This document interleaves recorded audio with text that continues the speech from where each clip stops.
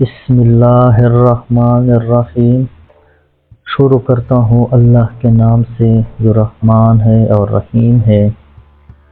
پیارے دوستو، السلام علیکم ورحمۃ اللہ وبرکاتہ۔ پیارے دوستو، آج ہم قوم سبا کے متعلق ایک واقعہ سنا رہے ہیں۔ یہ واقعہ کچھ یوں ہے کہ اہل سرسار کی ایک قوم جسے قوم سبا بھی کہا جاتا ہے، اللہ تعالیٰ کی بے شمار نعمتوں کے اندر زندگی گزار رہی تھی۔ یہ قوم ایک عظیم تہذیب و تمدن کی مالک تھی۔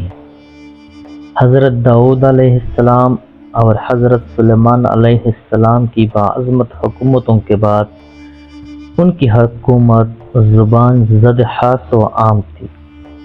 کہا جاتا ہے کہ یہ لوگ گندم کے ماس سے آٹا پیس کر روٹیاں پکاتے تھے، لیکن اس کے برعکس وہ اس قدر اسراف کرنے والے اور ناشکرے تھے کہ انہی روٹیوں کے ساتھ بچوں کا پاخانہ صاف کرتے تھے۔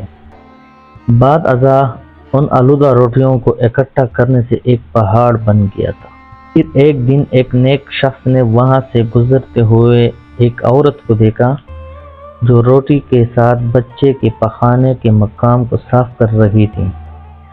شخص نے عورت سے کہا، تیرے اوپر افسوس ہے، خدا سے ڈرو، کہیں ایسا نہ ہو کہ خدا تیرے اوپر اپنا غضب ڈالے اور تجھ سے اپنی نعمت چھین لے۔ اس عورت نے جواب میں مذاق اڑایا اور مغرورانہ انداز میں کہا، جاؤ جاؤ، گویا کہ مجھے بھوک سے ڈرا رہے ہو۔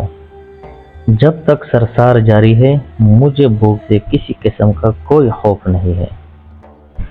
کوئی زیادہ عرصہ نہیں گزرا تھا کہ اللہ تعالیٰ نے ان لوگوں پر اپنی عذاب بھیجی جس سرسار وادی میں پانی کی فراوانی تھی اور نہروں کی وجہ سے ہر طرف ہریالی ہی ہریالی اور باغات ہوتے تھے۔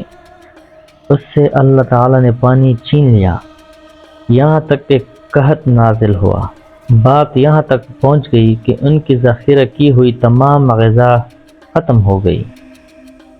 آخر کار وہ مجبور ہو گئے اور انہی آلودہ روٹیوں پر ٹوٹ پڑے جو ان لوگوں نے اکٹھی کر کے پہاڑ کے مانند ڈھیر لگایا ہوا تھا، بلکہ وہاں سے روٹی لینے کے لیے صف لگتی تاکہ ہر کوئی وہاں سے اپنے حصے کی روٹی لے سکے۔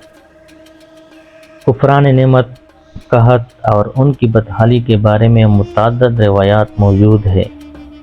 سورہ نحل کی آیت نمبر 112 اور 113 میں یوں ارشاد ہوتا ہے، اور اللہ نے اس بستی کی بھی مثال بیان کی ہے جو محفوظ اور مطمئن تھی۔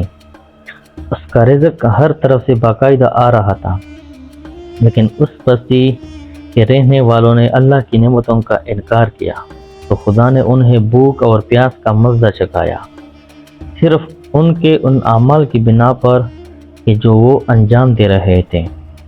اور یقیناً ان کے پاس رسول آیا تو ان لوگوں نے ان کو جھٹلایا، تو پھر ان تک عذاب آ پہنچا کہ یہ سب ظلم کرنے والے تھے۔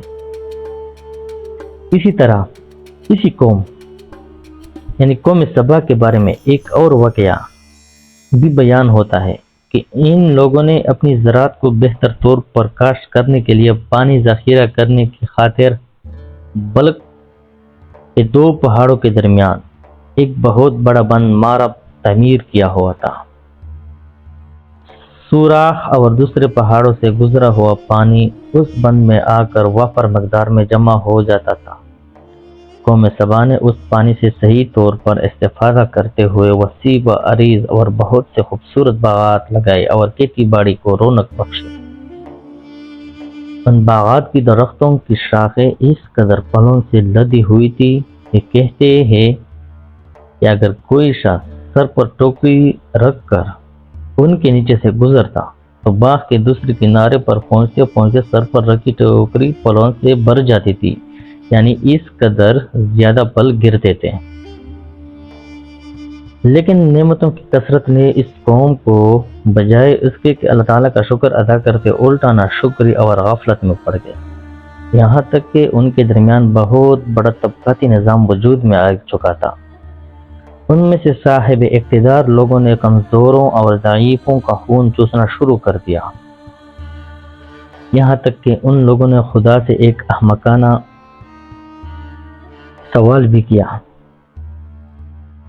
جس کا ذکر سورہ سبا کی آیت نمبر 19 میں ملتا ہے۔